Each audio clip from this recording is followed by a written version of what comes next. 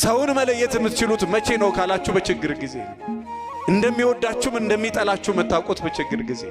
በደናውማ እናንተ ሁላችሁም በቃ ልስልስ ያኔም ልስልስ ያልኩ ነው። ለትንሽ ኮሽ ቢል ማማን ረግጦ እንደመሄድ ይታወቃል። የሚስትህንም ጸባይ የምትለየው መቼ ነው ካልክ የችግር ጊዜ። እና ችግሩ ሲመጣ ከዚህ እንደሚወራው አይደል።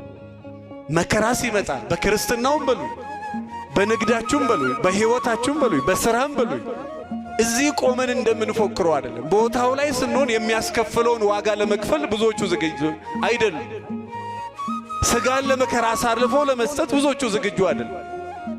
በዛ ደረጃ የጨከኑ አይደለም። ያለ ደሞዝ ለማገልገል፣ ያለ ገንዘብ ለማገልገል፣ ያለ ወንበር ለመቀመጥ ዝግጁ አይደሉም። ለምን? ድፍረቱ የለማ። አቅም ይጠይቃል ወገኖች የመከራ ቀን ሲመጣ። እና ደጆቻቸውን ዘጋግተው ቆመው ነበር። በጣም የሚደንቃችሁ በሩን ቢያንኳኳ ሊፈሩ ነው፣ ሊደነግጡ ነው። እግዚአብሔር የልብ አምላክ ነው። እስኪ በሉልኝ፣ እግዚአብሔር የልብ አምላክ ነው። ቅድም ሐሳብንና ስሜትን መንፈስን ሁሉ ይመረምራል ብያቸዋለሁ።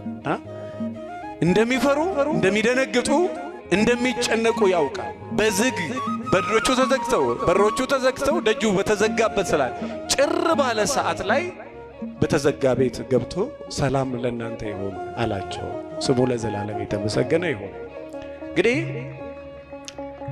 ወገኖቼ በተዘጋው ደጅ ላይ ገብቶ ሰላም ለእናንተ ይሆናል።